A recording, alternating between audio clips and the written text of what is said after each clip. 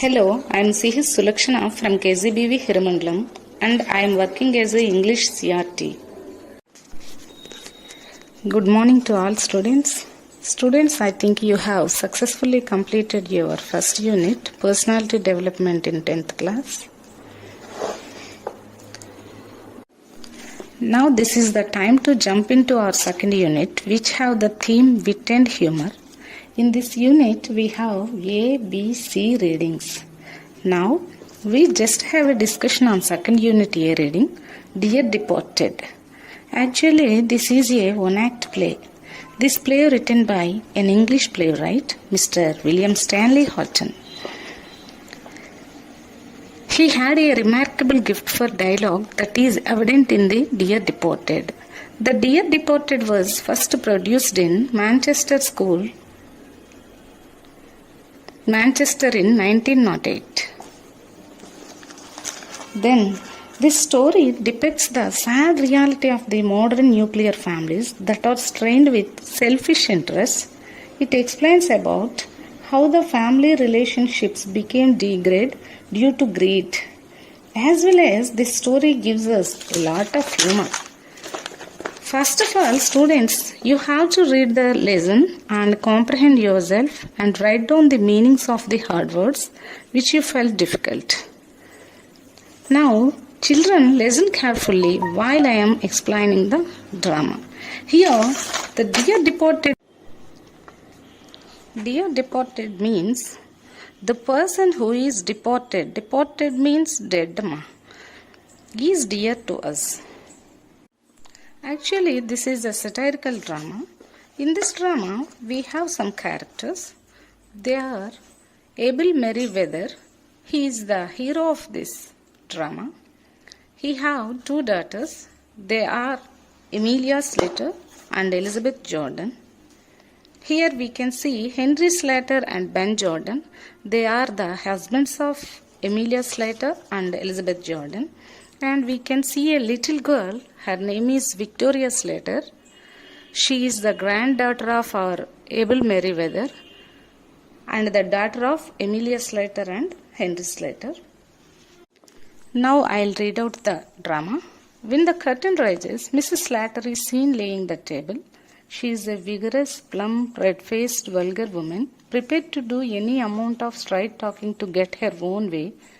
She is in black. She goes to the window, opens it, and calls into the street. This means when the curtain rises, we can see a woman seen lying the table. She seems to be very strong. Here, vigorous means strong. Plump means round and fat. Red-faced means seems to be anger. That woman seems to be very strong, round and fat. She is in black dress. That indicates she is in mourning. Then she goes to the window and calls out. Mrs. Slater calls out, Victoria, Victoria, do you hear? Come in. Will you? Victoria, a precocious girl dressed in colors, comes in. Explanation for these lines are, Mrs. Slater calls for Victoria and asks her to come in if she was there. Then Victoria enters inside, dressed in colors and mature manner. Mrs. Slater, I am amazed at you, Victoria. I really am. Be off now and change before your Aunt Elizabeth and your Uncle Ben come. It would never do for them to find you in colors with grandfather lying dead upstairs. This means, Mrs. Slater feels amazed seeing Victoria and tells her to change her dress before her aunt and uncle comes. Mrs. Slater tells her that it would not be appropriate to find her dressed so colorful with her grandfather lying dead in upstairs.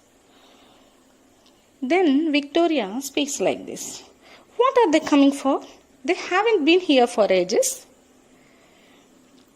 Victoria asks like this, She exclaims that their uncle and aunt hasn't come for ages.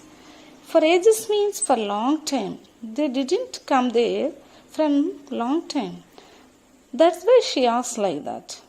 And asks her the reason why they are coming. Then Mrs. Slater answers, They are coming to talk over poor grandpa's affairs. Your father sent them a telegram as soon as we found he was dead. Mrs. Slater tells Victoria that her uncle and aunt were coming to talk about her deceased father affairs. Mrs. Slater, they are coming to talk over poor grandpa's affairs. Your father sent them a telegram as soon as we found he was dead. Explanation for these lines are: Mrs. Slater tells Victoria that her uncle and aunt were coming to talk about her deceased grandfather's death affairs, and tells that her father has sent a telegram as soon as they found he was dead. And then they hear a voice. Henry Slater, a stooping, heavy man with a drooping mustache, enters. He is wearing a black tailcoat, grey trousers, a black tie, and a bowler hat. Here, the meanings of stooping is bending. Drooping means hanging. You can write this in your notes, ma. Then Henry comes and asks like this: I'm wondering if they'll come at all. When you and Elizabeth quarreled, she said she would never set foot in your house again. This means Henry wonders if they will come or not. When Elizabeth and her sister, that is Mrs. Slater and Elizabeth, are quarreled, then Elizabeth said she would never set foot in our house. Then Mrs. Slater answered that she will come fast enough after her share of what her father's left. You know how hard she can be when she likes. Where she gets it from, I can't tell. Meaning of these lines is: Mrs. Slater tells that her sister would come in for knowing about the share that their father was left, and she is very stubborn about what she likes and wonders where her sister got that habit from. Next, Henry's turn, Amma. I suppose it's in the family. Pause. Where are my slippers? Then Henry feels that it is in their family. Their family means Abel's family. These two girls are same. He felt like that. And asked Mrs. Slater of where his slippers are. Then Mrs. Slater answered like this: In the kitchen, but you want a new pair? Those old ones are nearly worn out. You don't seem to realize what is costing me to bear up like I'm doing. My heart's fit to break when I see the little trifles that belong to father lying around and think he will never use them again. Here, you would better wear these slippers of my father's now. He's lucky. He had just got a new pair. These lines means, Ma, Henry's slippers are in an extremely worn out state. That's why Mrs. Slater tells Henry that she cannot express the pain that she is suffering from seeing that little things that were used by her father. Then she gives her father's slippers to Henry and tells him that he is lucky since they are a new pair.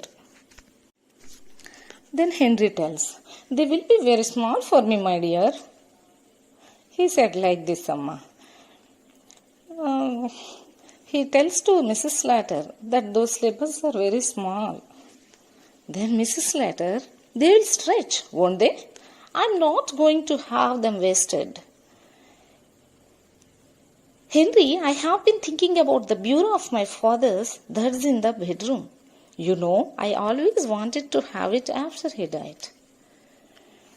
Explanation for these lines is, Mrs. Slater says that they will stretch in a questionable manner while lying the table, and tells Henry that she always wanted the bureau. Bureau means, Amma, a writing table of her father that was in his bedroom.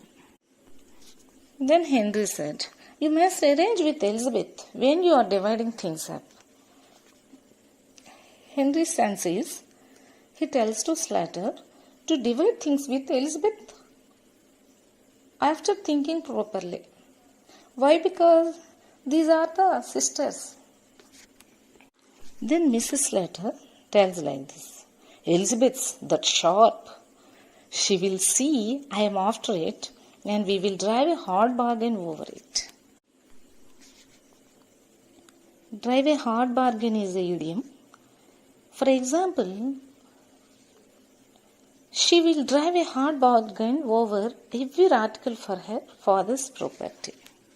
అంటే తనకు అనుకూలంగా వాదించటం, ఎలా అయినా తన అన్నదే correct అన్నట్టుగా వాదించుకోవడం అనమాట, తనకు కావాల్సిన దానికోసం.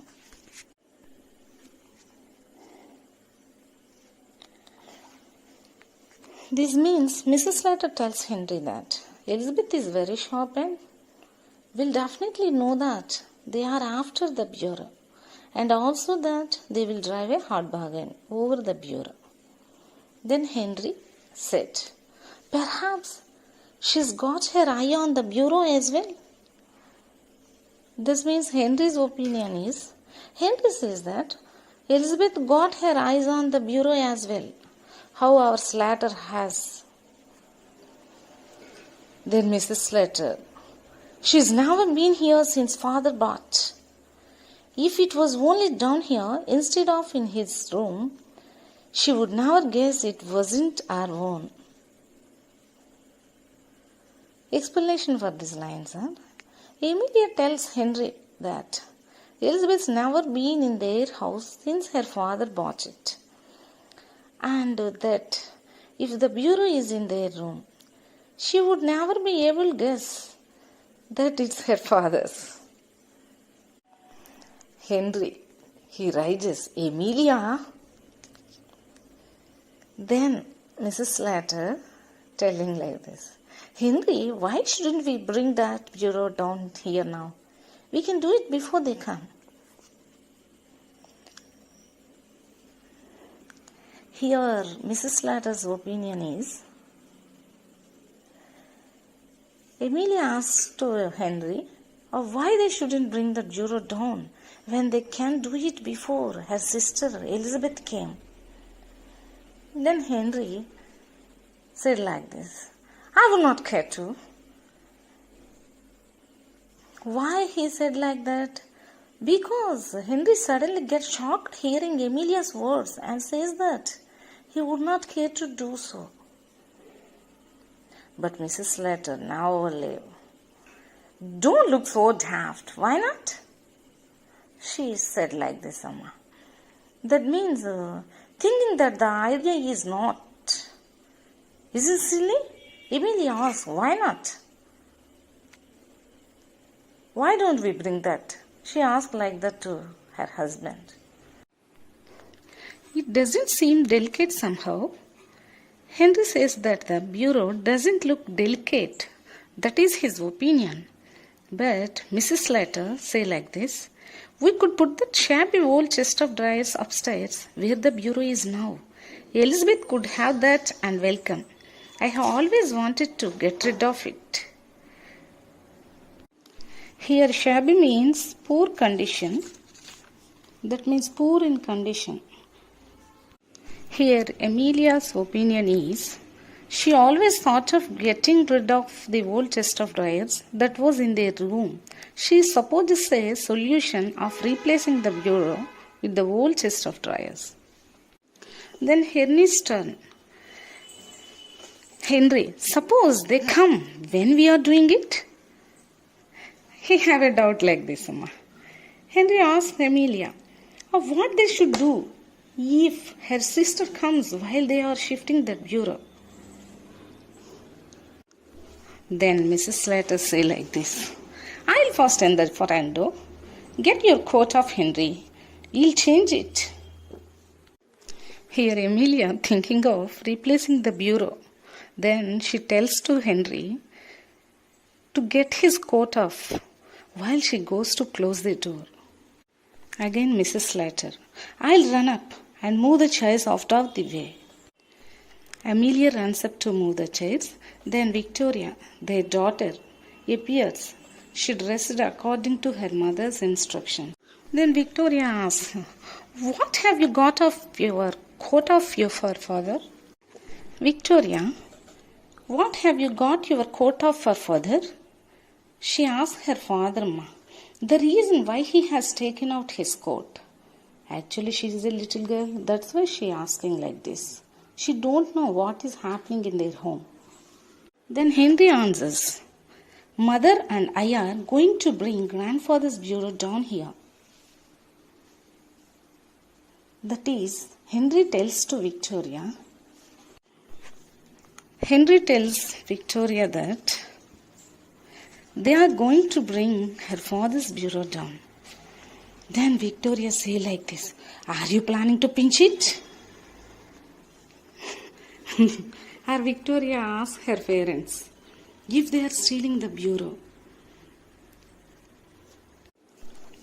Then Henry say, "No, my child, Grandpa gave it to your mother before he died." Actually, Henry gets shocked after hearing Victoria's question. That's why he tells her that her grandfather gave the bureau to her mother before he died.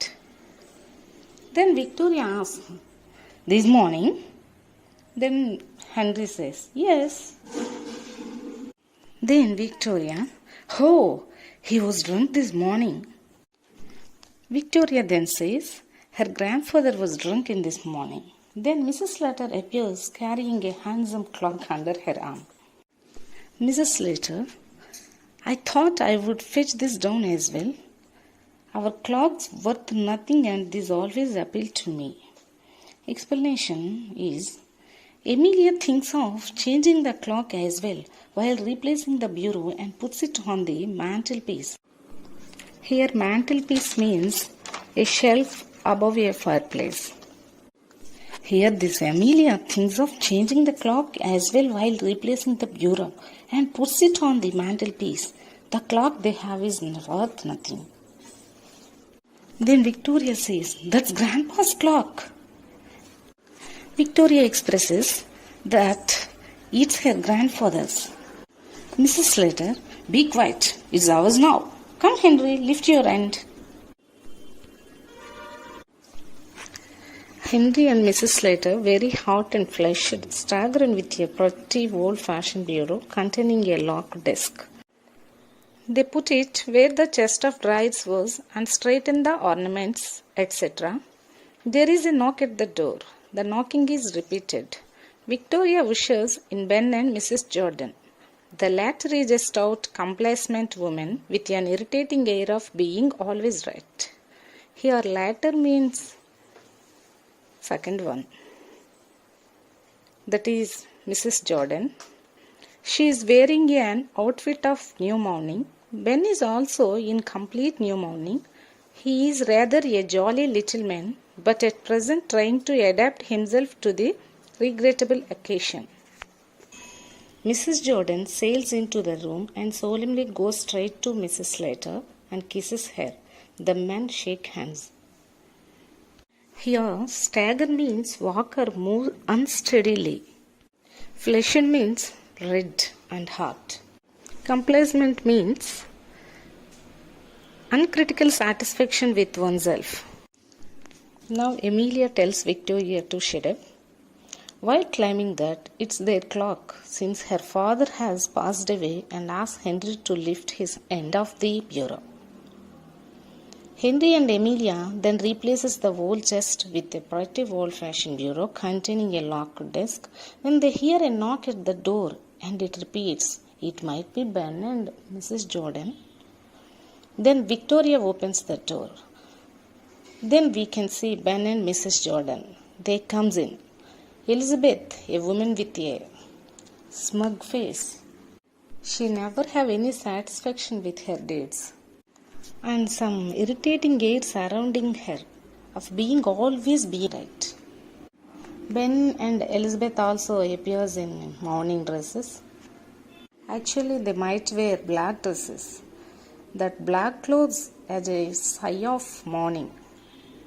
Here, Ben is a jolly man, but at that time, he was trying to adapt himself to this sad situation. Elizabeth goes into Amelia's room and kisses her in a formal manner, and then the two men, Mr. Henry and Ben, shakes their hands.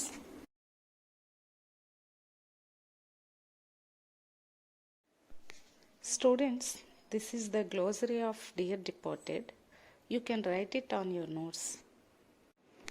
Vigorous means healthy and strong. Plump means having a pleasantly soft rounded body or shape. Vulgar means rude and likely to upset or anger people. Next, precocious means showing mental development. Amazed means extremely surprised. For ages means for a long time. Actually, this is a idiom, already you know. Worn means damaged. Bear up means to deal with a very sad or difficult situation in brave and determined way. Trifle, to plan or prepare for, to organize. Stupefied, to be dull. Daft, silly or stupid or mad. Fasten, to attach. Pinch, steal. Appealed, to be attractive. Flushed, red in the face. Stagger,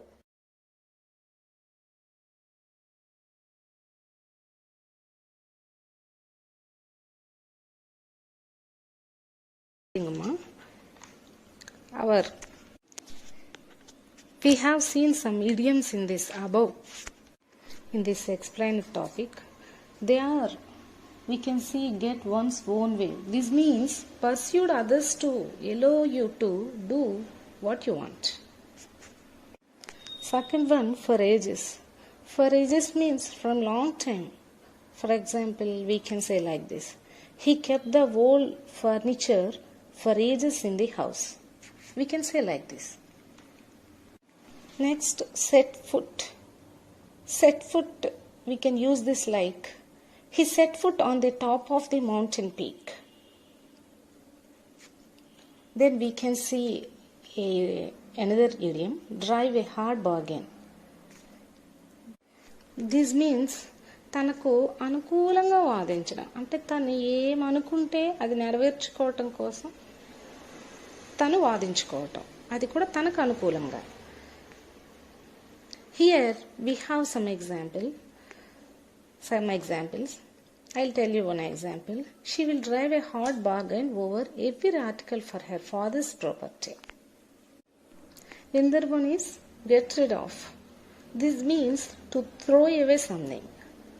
For example, try to get rid of bad habits. We shall have a discussion on comprehension passages now. First one, I am amazed at you, Victoria. I really am. Be off now and change your dress before your Aunt Elizabeth and Uncle Ben come. Here are the questions. First one is, who is the speaker of these lines? Can you tell me, Amma? I think you can guess.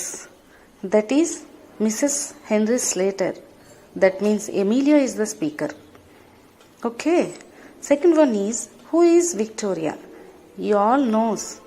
Who is Victoria? Victoria is the Amelia's daughter. Next, why should the listener change the dress? Can you guess? The listener should put on mourning dress because her grandfather was, she thought, be dead.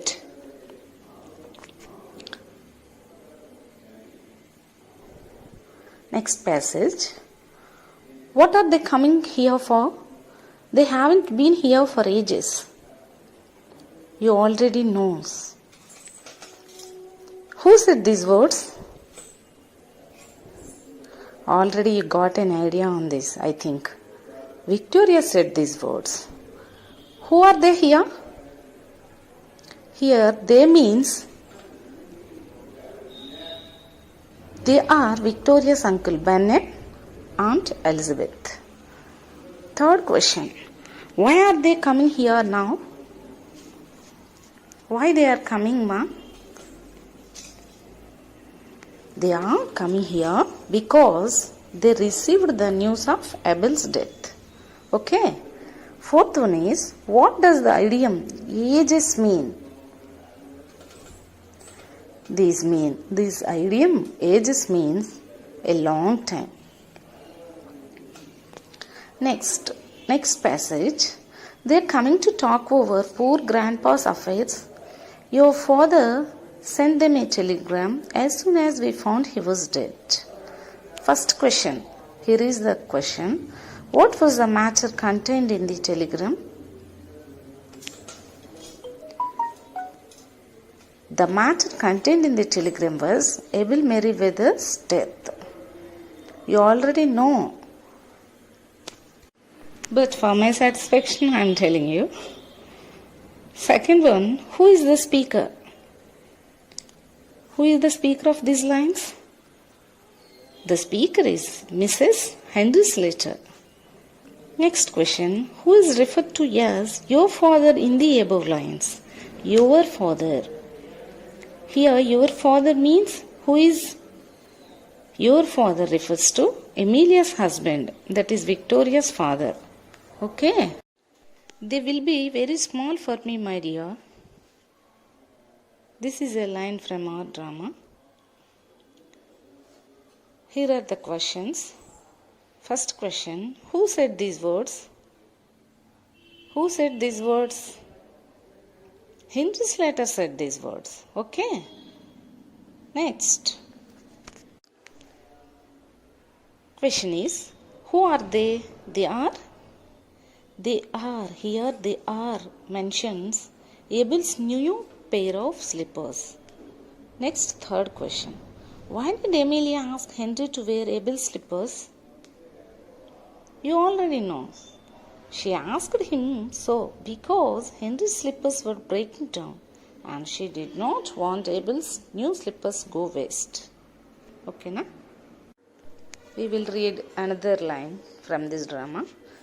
It doesn't seem delicate somehow. Here we can see the question. First one, who is the speaker? Who said these lines, ma? Henry is the speaker. I think you know. Next, what does delicate mean in this context? Delicate mean in this context. What is? Can you guess? In this context, delicate means sensible. Okay. Next, third one. Why did the speaker say that it doesn't seem delicate? The speaker's wife, that means Amelia, wants to shift her father's bureau down, but Henry thinks it is not a sensible thing to do.